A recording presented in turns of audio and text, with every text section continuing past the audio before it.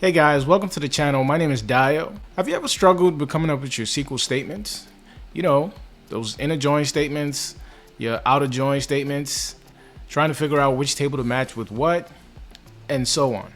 Well, today what I want to do is talk about the Query Designer, which is a tool that can help alleviate the stress of trying to come up with your own SQL scripts. So let's go ahead and see how this works.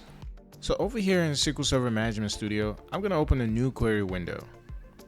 I'm going to right click on the screen and then select Design Query in Editor. Or I can press Ctrl Shift and Q. By the way, SQL Server has so many handy shortcuts, I can create a whole video series about that. Now we have the Query Designer window up, and what it does is prompts us to add the tables we want to query.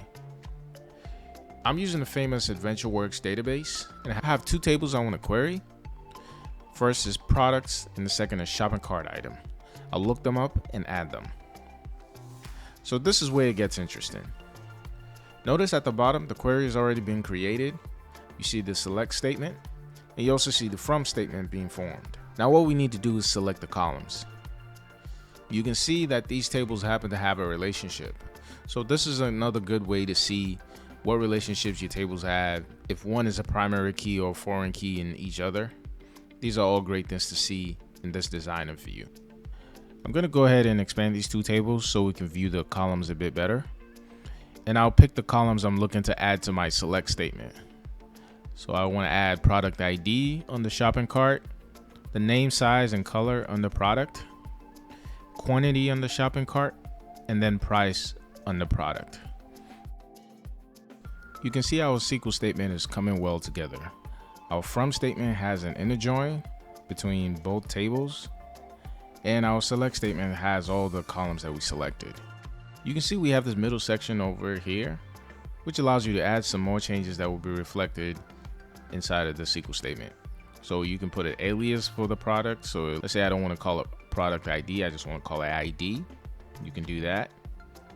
You can sort by ID number if you wanted to, or you can even add filters. So this middle section gives you a bit more flexibility. For this quick demo, we're not going to touch that. Just go ahead and press OK, and now we can run our SQL statement. Go ahead and hit execute, and you can see the result of our query. It looks like a shopping cart. We have the product ID, the name, size, color, quantity, and how much it costs.